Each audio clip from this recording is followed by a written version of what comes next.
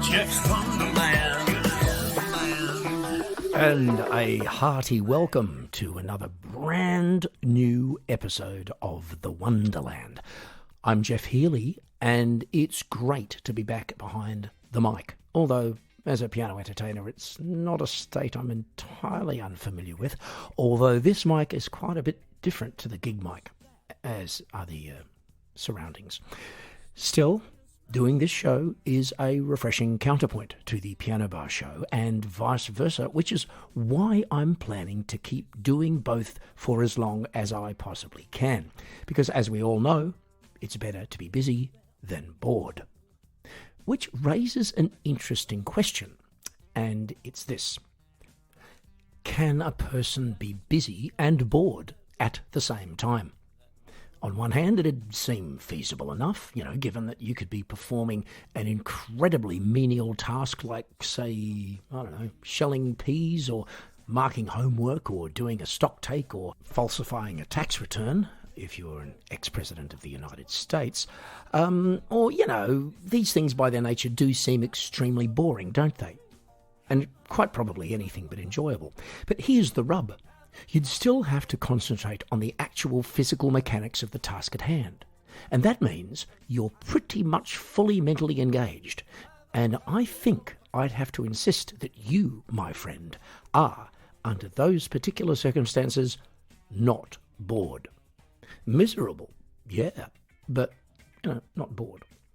Incidentally, if there were such things as zombies, outside the public service, that is, I don't think they'd be bored either, because, they're always hungry and always chasing non-zombies, which has to be a full-time job, right?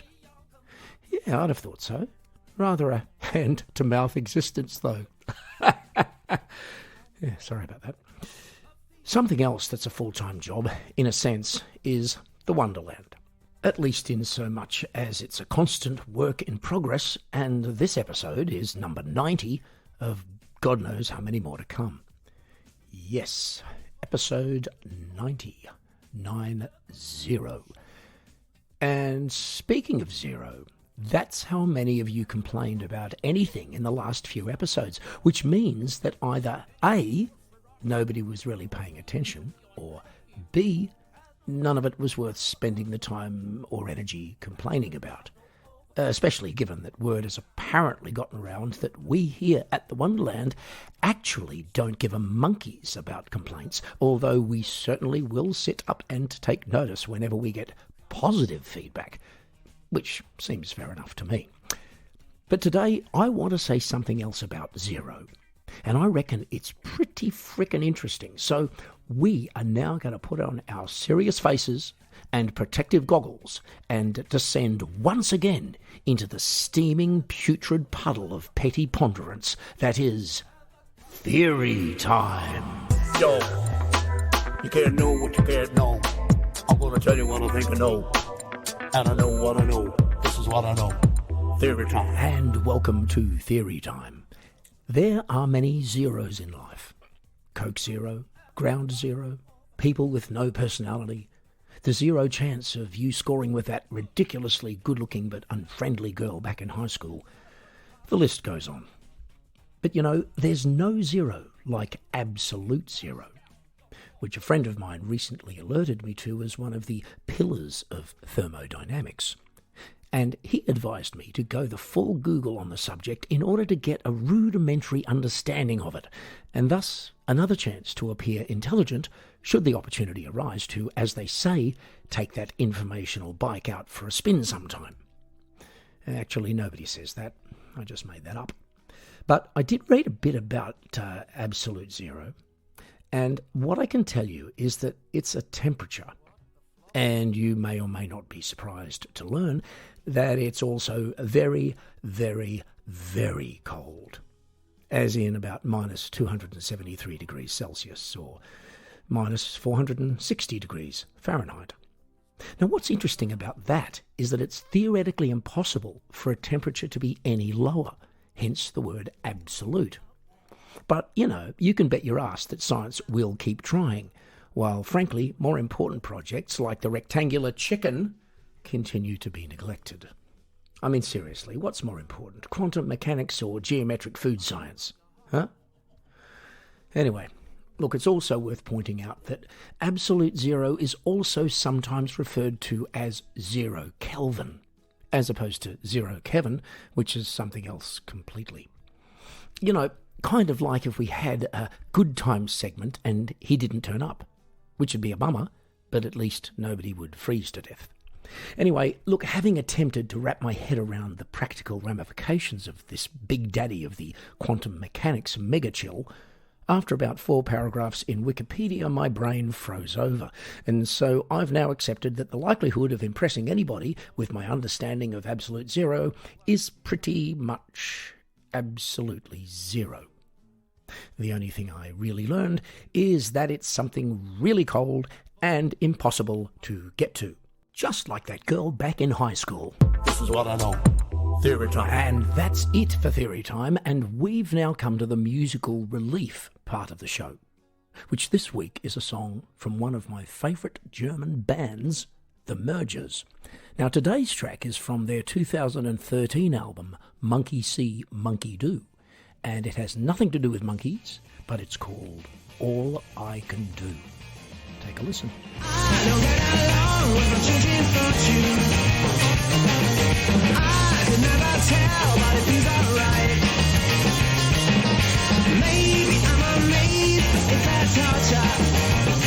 But all I can do is start something new. You don't want to try, but you can't ignore it. Live a little life that you've been told. All that I can try is not to get hit. But all I can do is start something new. All the time I'm trying to find a way to end my misery. Has there ever been a chance for me? All the time I'm trying to bring me down before I hit the ground. But I can change the way to work it out.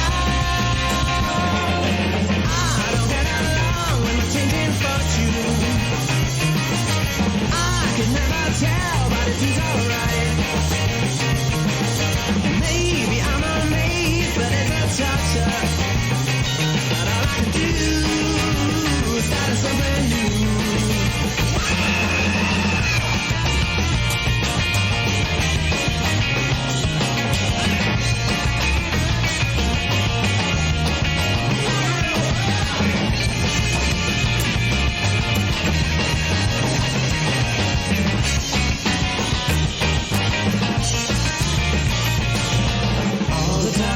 Trying to find a way to end my misery. Has there ever been a chance for me? All the time I'm trying to bring me down before I hit the ground. But I can change the way to work it out. You don't want to try, but you can't ignore it. Live a little life that you've been told. Try, it's not to get hit. But all I can do is start something new. But all I can do is start something new. But all I can do is start something new.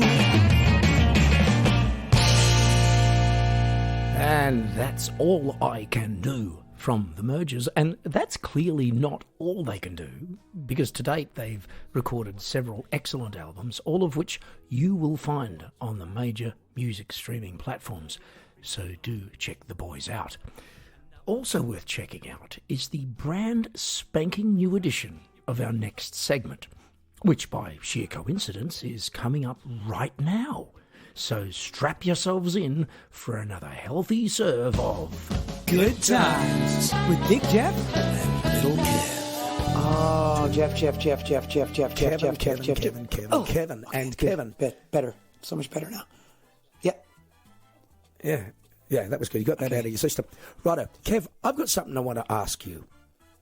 How good are you at sending stuff back that you've bought and after, say, 6 months, and it was only cheap, You got it online. After 6 months, it just doesn't work anymore. And you look at it and you think, just chuck it away, you know. Or do you think to yourself, hang on a minute, there are statutes in place where I am entitled to a refund. Statutes in place. There are statutes in place. Not statues. Not statues. Statues. Not statues. Statues. No statutes in place. Not statues. Statute. No, choose. choose. Not Choose. choose. Statues. Not two statues. Choose. Kevin, choose between statute and statues. Statues. Choose. Come on. Statues. Okay, so anyway, statute. You can get your money back, Kev, but... Can I give a shit, in other words? Kevin, you said a rude word on our podcast. How dare you? Am I not... It depends on what country you're in, Geoff. Well, that's true. If you're in Amsterdam Airport, you can say it all the time and you'd have good reason to. Okay, Kev, continue, please. Please continue your discourse. No, I've lost You're my way here. No. So what if there are statutes in place about returning an object that you purchased online That is correct. of little value that is stopped correct. working? Yeah, that is correct. After a few months. Yeah, exactly. For example, what would you do? Is this like do I have to, respond to this in a legal kind of way? No. I want you... Given the set of circumstances, Geoff. Yeah, I know. You know what I mean? Like, I don't know. Let me think practically. If I had this happen to me before. Yes, and then tell just me the other day I've had what you, I've had a Kevin, mic clip would do. A mic clip. that's- Yeah. Okay, this is a good one. Mic Every clip. time I pack it, it disassembles itself because there are like these I don't know, elastic bands that hold it together and then keeps your mic stabilized, and they always come undone. Did you pay extra for those?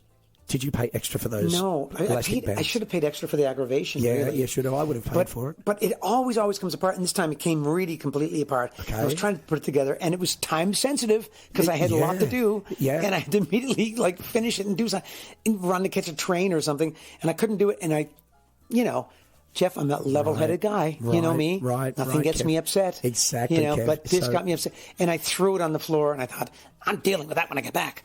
And 24 hours later, after planes and trains and all that stuff, I came back, and it was laying on the floor, still on the floor. So you probably have no desire to attempt to send this back to the... I'm not going to send it back. It's only worth like €8. So I thought, you know what? I'm not going to send this back. But Kevin, consider this. Why would I'm going to have to buy another one? First, I'm going to have to look for it, then I'm going to have to wait for it. So then I took the time, because it wasn't time sensitive at that moment. No, true. And I actually put it back together, and I'm using it right now. Okay, so for a limited time only, let me put this to you.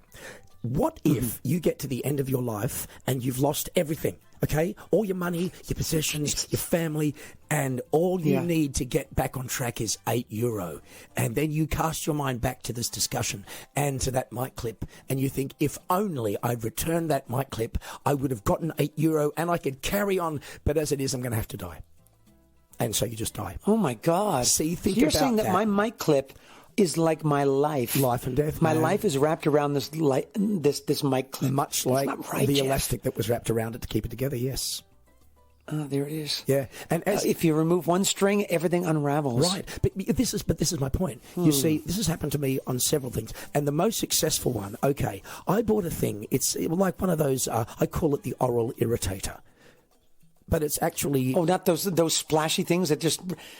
Not the thing that it's a water pick between your teeth. It's a water pick. I love it. I love it. I would never bought one ever. You know why? You know why? Because it looks like it's just messy. You're just spraying water all over your bathroom. Well, you do have to go into your bathroom and shut the doors and draw the curtains and everything and stand in a large shower cubicle to use it. Yes, but I don't find that an inconvenience, Kevin, because I come out with sparkly teeth. Just use floss, man. It's worth it. Just use floss. No, the floss never leaves my fingers. It gets stuck to my fingers and I can't get rid of it into the bin. You know that feeling, folks? I know you do. Oh my God! I've still got. Listen, Kevin. I've still got floss on my fingers from 4 years ago. I can't get rid of it. That's really gross. This is why I got the water pick. Imagine you're at Christmas dinner and you're cutting up your turkey, and have a bunch of guests and maybe a couple of new people invited, and they're like, wow, what's with Geoff's thumbs and fingers? They're caked in these filaments of... Yeah, but what is that? But here's the thing. It's really useful for wrapping the turkey in. This dental floss, it's incredible. You know me, Kev. I like to economise. And Christmas dinner was never the same Never the again. same again. No, but I'll just wrap the subject up very quickly because I have to. I think you should because we're running out of time. Okay, so this oral irritator was more than a year old. Quick, cost me. quick. Shut up. I'll stop recording. Okay, no, it cost me $30, and they sent me a new one. End of story. Yay, result. Thank you. Thank you very much. Goodbye. And my teeth are clean. Good times with Big Geoff. Little Kev. Yes, which only goes to show that just because you're an adult, you don't have to make any sense. Interesting little story about that. When we were auditioning for someone to co-host the Good Times segment, we just about settled on a well-known celebrity whose identity I am not at liberty to reveal, when Little Kev turned up at the studio by mistake, thinking it was a gig. Well, needless to say, stupidity of that calibre comes along once in a lifetime, and I knew instinctively that he was our man. So we immediately made him an offer he couldn't refuse, basically that if he refused to co-host the Good Times segment, we'd sew his nostrils to his knees, or something like that. Anyway, it still gives us a chuckle here in the studio at morning tea time. And as I say to Kev, you know, if we think he's getting out of line, punishment by death is always an option. And in the contract too, I believe. I have to check that. Anyway, look, quite conveniently, that brings us to our final segment for today. And it's none other than... Geoff's Thought of the Day. I was thinking about something, I think it was the thought of the day. I think it was the thought of the day. And welcome to Thought of the Day. You know, one of my favourite times to contemplate life and its great mysteries is when I'm travelling between piano bar gigs in Norway, and in particular, the 3-hour bus ride from Oslo to the town of Gull, or vice versa. Especially if it's a sunny afternoon and I don't have anything else to think about. It's a beautiful trip. I mean, you know, you're winding through lush, green, slightly mountainous countryside via about half a dozen country towns, and every now and then the bus will drive past a church with the requisite graveyard. And it's at that point that I'll start thinking not about religion, but about mortality. Now, the graveyards are usually lush and grassy, featuring headstones representing the symbolic final resting place of human beings, kind of like you and me, now missed or mourned or forgotten or whatever. And so then my Wonderland brain kicks into high gear and I start thinking about this. Not for the first nor the last time, and not in a sad, morbid or morose way, but just as a detached observer of the perfectly normal and inevitable phenomenon that it is. Death. Oh, death, where is thy sting? Well, in my view, that's a bloody good question from the biblical book of Corinthians, because once it's happened, I don't think there's any sting involved at all. Unless we're talking about the former lead singer of the Police, and he's quite a long way off being dead right now, if his tour schedule is anything to go by. But I digress. I think a great many of us spend a certain amount of time, from time to time, contemplating life, what it means, what it is, and why it is, and possibly also why one of our greatest fears, death, is also the only guarantee in life. Apart from taxes, according to British dramatist Christopher Bullock, who made that rather astute observation in one of his plays way back in 1716. Benjamin Franklin came up with a similar phrase, but not until 73 years later, which is what happens when there's no internet, I suppose. Here's the thing, though. Wouldn't you think that the absolute certainty of death would also make it the one thing in life that we'd be least likely to get freaked out about? I'd have thought so. Nevertheless, after many centuries of human civilization, it continues to be rather disturbing to most of us. One logical explanation for this fear is simply not knowing exactly what happens spiritually/soul-wise when we croak, something which organised religion has used as currency since approximately forever. But I think what bothers us about mortality is not just our own departure from this astral plane and the unknown bits to follow, but often more so the demise of other people, namely our loved ones, our friends, and our heroes. In other words, the people who have in some way helped to shape and define our current existence/incarnation. And in a nutshell, the thought of a life without them being around and our being a bit more on our own than before. Now, did we learn this, or is it instinctive? In either case, it does seem a tad counterintuitive. But as we know, emotion and intuition are not always reading from the same playbook, and I guess that's one of the many contradictions that makes us human, and quite lovable and special and interesting. So when each of us comes to what I like to call moving on time, let's crack a smile in the knowledge that there are very likely a few people out there whose existence will be rendered less enjoyable as a result. Serves them bloody right, the bastards. I think it was the thought of the day. And on that faux insulting and therefore cheery note, we wave farewell to Thought of the Day and this episode. My thanks to Little Kev for his ongoing and invaluable contribution to Good Times, and a huge shout out to those of you who made it through the entire segment today without actually stabbing yourselves in the eye with a rusty fork.